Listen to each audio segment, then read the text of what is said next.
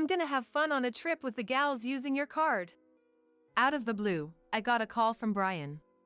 I had noticed he'd been coming home late for the past few weeks, secretly chatting on the phone with Nicole, and acting antsy around the house. Had he been plotting something like this all along? I had suspected he might have teamed up with Nicole for some kind of scheme. Good thing I was prepared. Maybe I should pretend to be surprised here. Mine? Huh? What do you mean? Explain. I already knew Brian was leaving for a trip today. Honestly, it's unbelievable. If he's trying to pull one over on me, I wish he'd plan it out better. I had been patient with everything until today. But now, I only felt the urge to get back at him. There's no way I wouldn't have a revenge plan ready. It's about time we fight back against those insufferable siblings, after all the patience we've shown. Once today is over, I reckon everything will clear up. I hope they're having fun on that trip, not realizing one of their fellow travelers is on my side. My name is Pamela Smith. I'm 33, living in a house with my husband Brian. Right after high school, I started working at my current company. After gaining some experience and being recommended by my boss, I acquired several certifications. In this company, if you have certifications and a proven track record, you're valued. I even got a position when I was about 21, and it seems I was the only one to get such a role so young. Even though it's just a lead position. I secretly aspired to reach at least the rank of a department head. After some time had passed, a few new employees joined the company, and among them was Brian. Though I'm younger than him age-wise, I'm his superior at work. I was assigned to train Brian and 2 others, a total of 3 people. Pamela, you're pretty close in age to us, right? And you're a supervisor? Seriously? Yeah, I think I'm maybe a year younger or so. I've been working here ever since I dropped out of my high school, so I've got some experience under my belt. I see that you have your career plans well laid out early on. That's impressive. He often complimented me back then. Then Brian started pursuing me. I reluctantly began dating him, but before I knew it, I had fallen for him. From there, I guess our relationship was pretty typical. We'd go out for dinner or drive around, and before long, we moved in together. After moving in, I started to notice Brian's sloppiness. I thought maybe he trusted me enough to be himself, so I tried not to mind it too much. After living together for a while, Brian proposed, and I said yes. Then we sat down to discuss our future. I'd like you to quit your job and become a stay-at-home wife. I'll work and earn money, and you can take care of the house. That's the dream. I also want kids soon and am looking forward to buying a home and our wedding. I'm thinking of wedding, home, then kids, in that order. What do you think, Pamela? You know, Brian, that plan sounds great. I don't really mind the order either. But money's a concern. Even with our savings, you know? And I don't plan on quitting my job. Even if we have kids, we can work by being flexible. I'm a bit worried about the finances if we buy a house. Yeah, I get that. But I hate that you earn more than me. Still, I want our house. I was thinking of buying one right after our wedding. That might be tough. I already earn more than you do.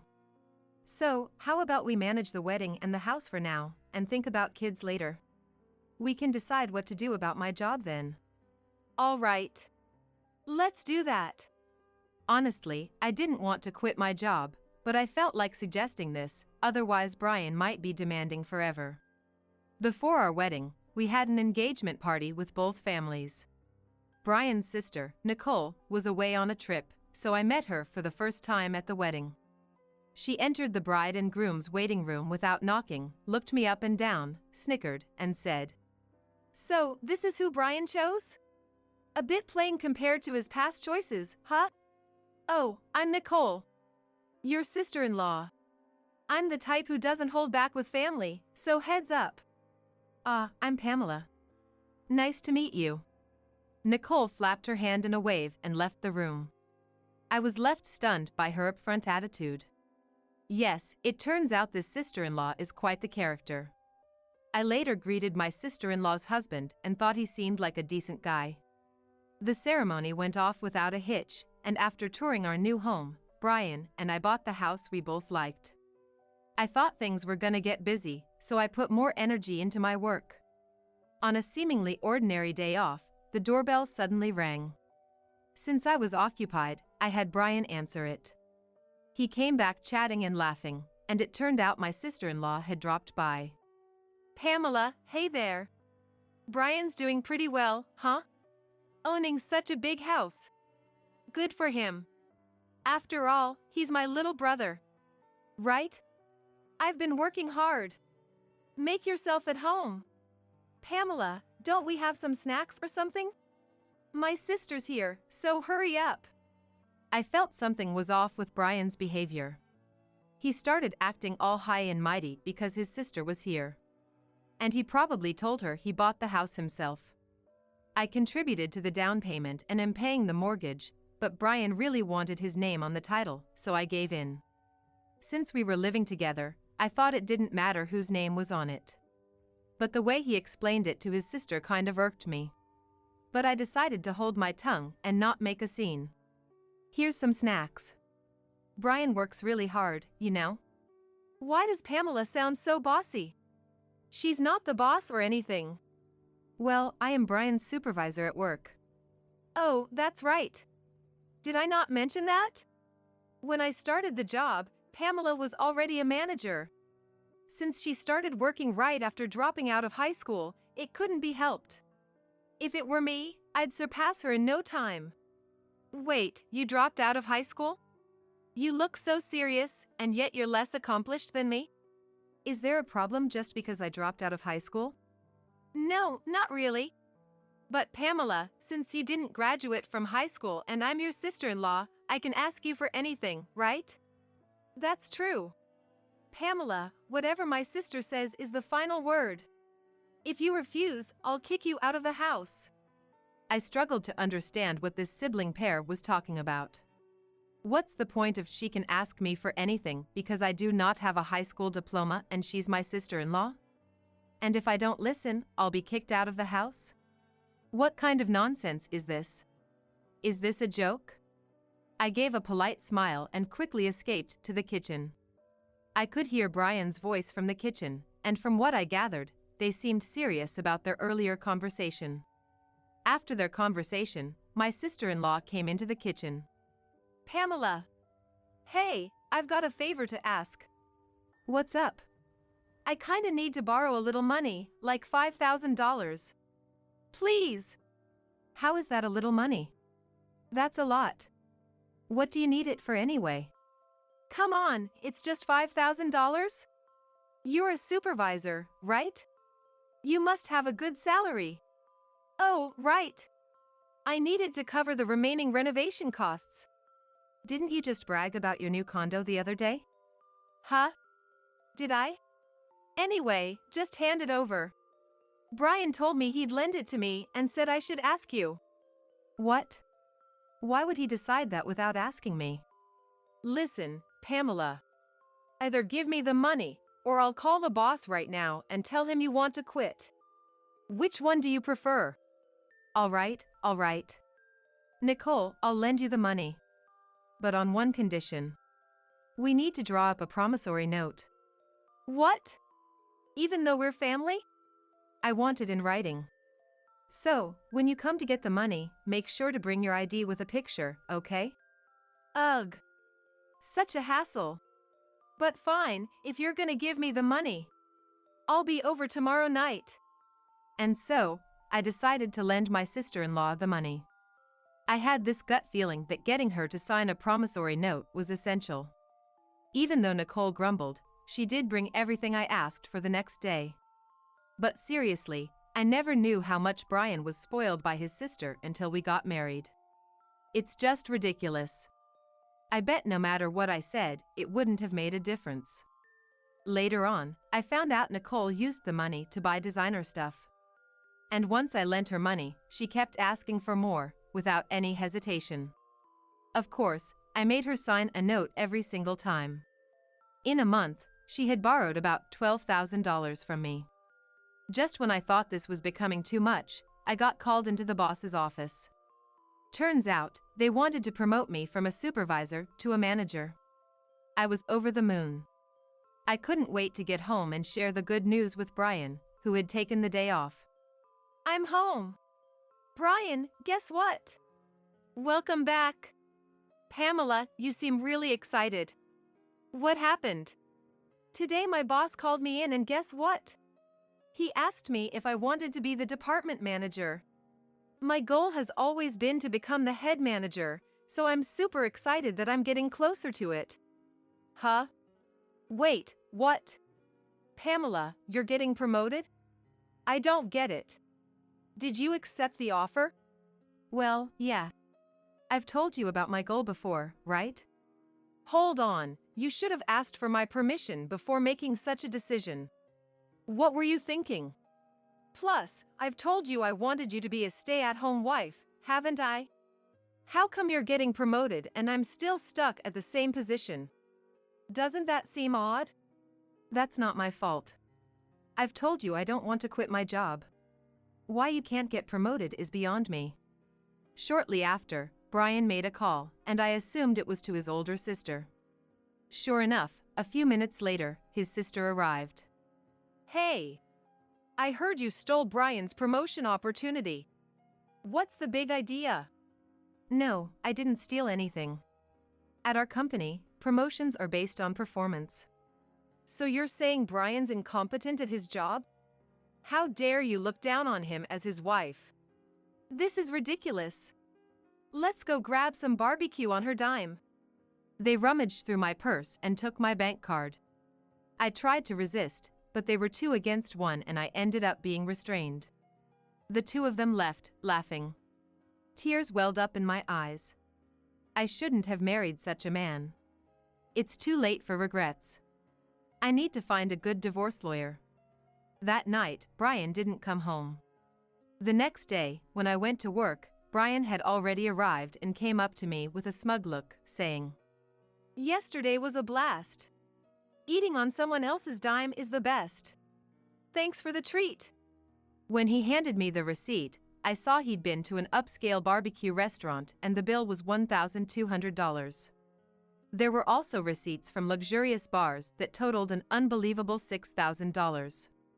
I wanted to snap back, but more and more employees were coming in, so I held my tongue. On my way home, I checked how much was withdrawn from the bank and, to my shock, it was $8,000. I confronted him when I got back. "Brian, what were you thinking? Taking out $8,000?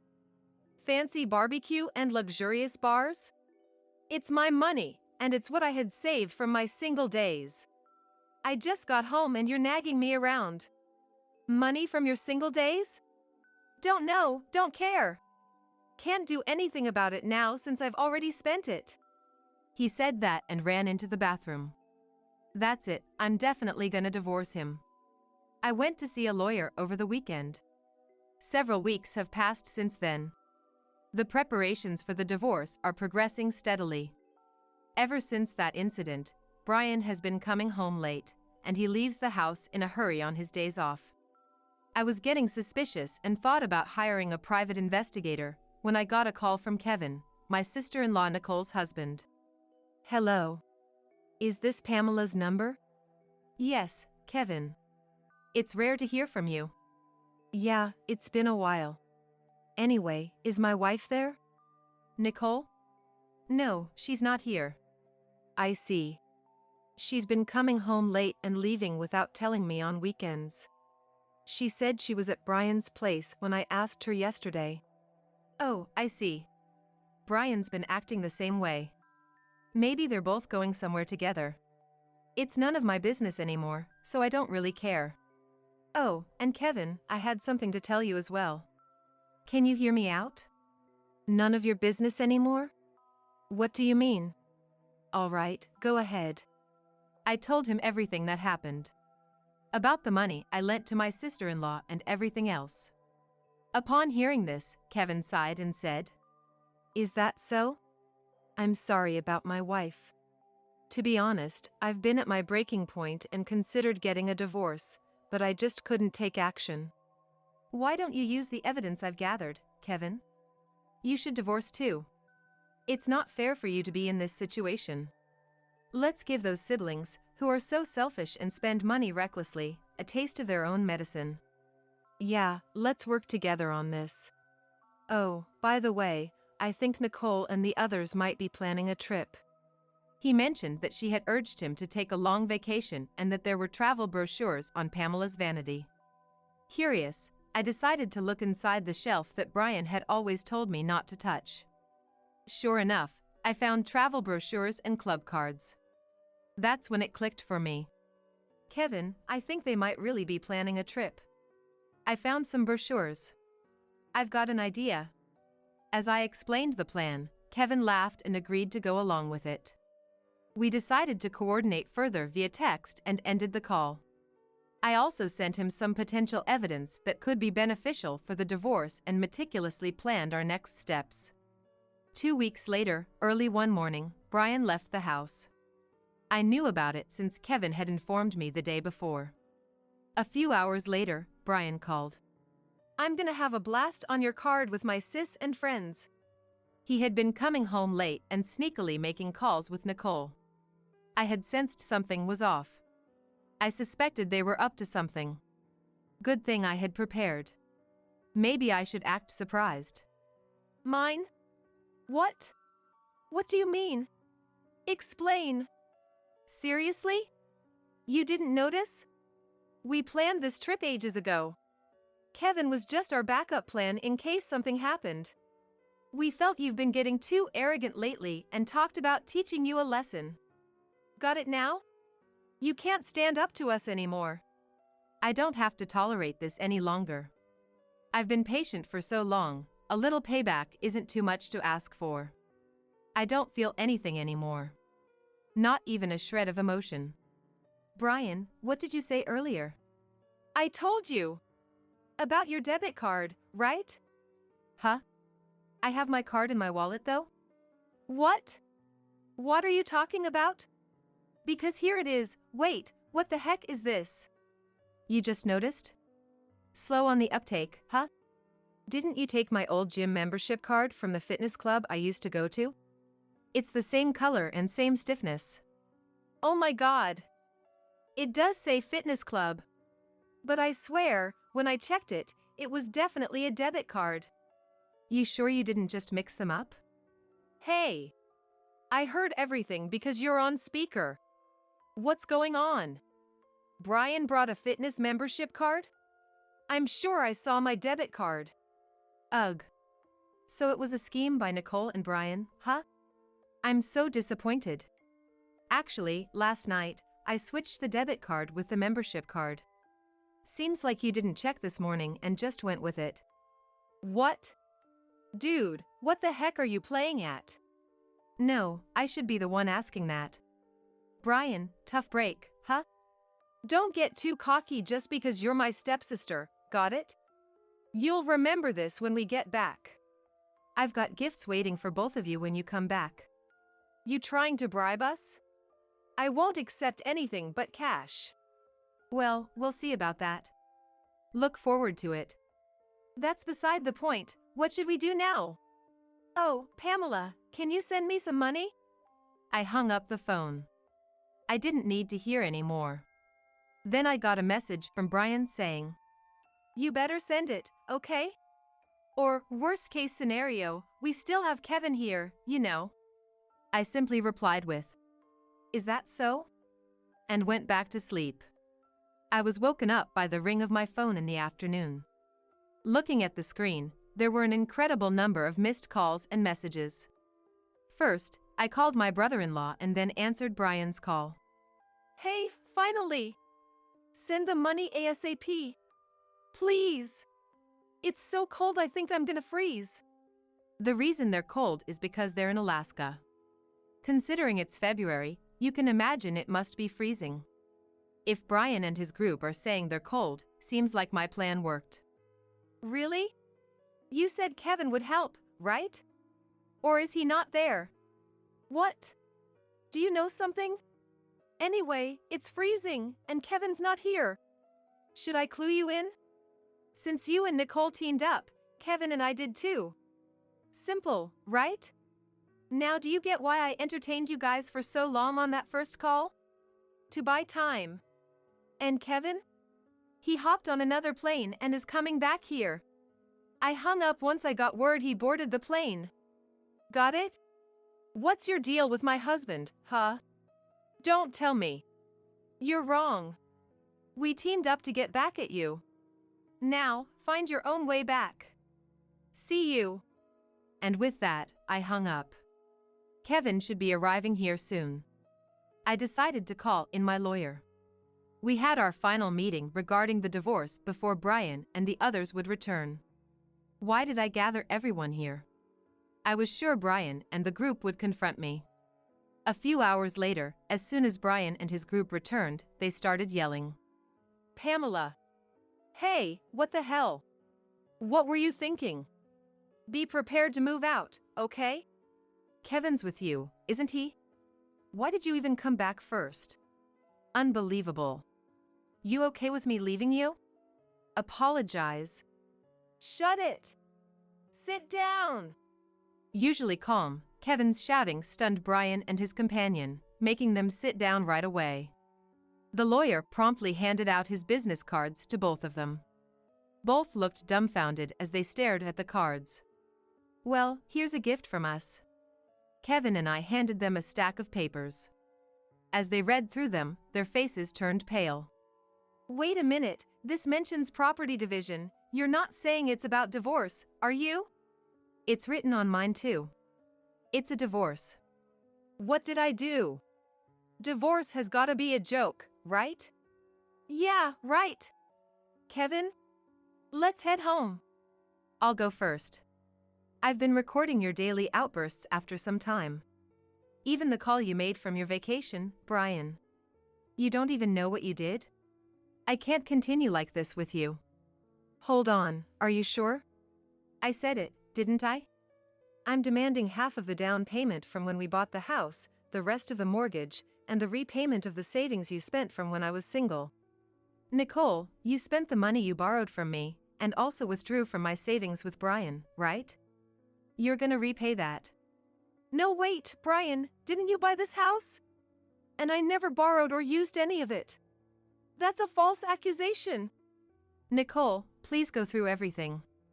There's a promissory note in there for the amount you've borrowed so far. No way, I don't know anything about this. If there's no proof, I'll do this with this scrap of paper. And me too. Hand over that recorder. Brian stomped on the recorder. Nicole tore the paper into pieces and threw it away, and then the two of them looked at us with smug expressions. Look here, first of all, Brian. Even if you do that, there's still data on the computer. And Nicole, that wasn't the original document. What the hell are you two doing? Oops. Indeed, you two don't think things through. Nicole, I have a claim against you too. Spending all the savings and such. And, say hi to that guy you got close at the bar, for me. Both of them were shamelessly crying on the spot. The amount I billed Brian was a total of $115,000, $5,000 for emotional damages, $100,000 for the down payment on the house, and $10,000 for miscellaneous expenses. In addition, there's an upcoming loan repayment of $2,000. For the bill from me to Nicole, it amounted to $31,000, $8,000 for miscellaneous expenses, and $23,000 for a loan for which she signed a promissory note. As for the amount billed from Kevin to Nicole, since she had been intentionally distressing him and spending money, it came to $120,000, $30,000 for emotional damages and $90,000 for miscellaneous expenses, all without any division of assets, like condos. I thought the two of them might sue since they weren't the sharpest tools in the shed, but thanks to our attorney who wrote at the end of the paperwork, if you sue, you're gonna lose for sure. No one's gonna represent you. It'll just cost you more. Work hard on your repayments. We settled it without going to court. I grabbed my packed belongings and left the house. Somehow, the word got out at my office, and he was transferred to another branch. Only a few weeks had passed when I got a message from Brian. Pamela, I want to see you. I never thought life without you would be this lonely. Can we give it another shot? You can work as much as you want. It's not gonna happen. Goodbye. Pamela, it's Nicole. I think you should reconsider things with my brother. Why don't we live together? Maybe there's been some misunderstanding between us. I believe things will be better. Nicole, it's not gonna happen. I'm sorry. Goodbye. They begged, but I ignored them and blocked their contacts. It seems Kevin got a similar call but turned it down and blocked them too. Some time later, when I passed by my old house in a taxi, I saw it was already up for sale. Since the repayment was done in one go and I'd blocked all communications, I have no idea how they're doing now. As for me, I moved out and bought a condo. Work's been going well, and my boss recently told me that I've been promoted to regional director, a position I've always aimed for. I've also been out to eat with Kevin a few times.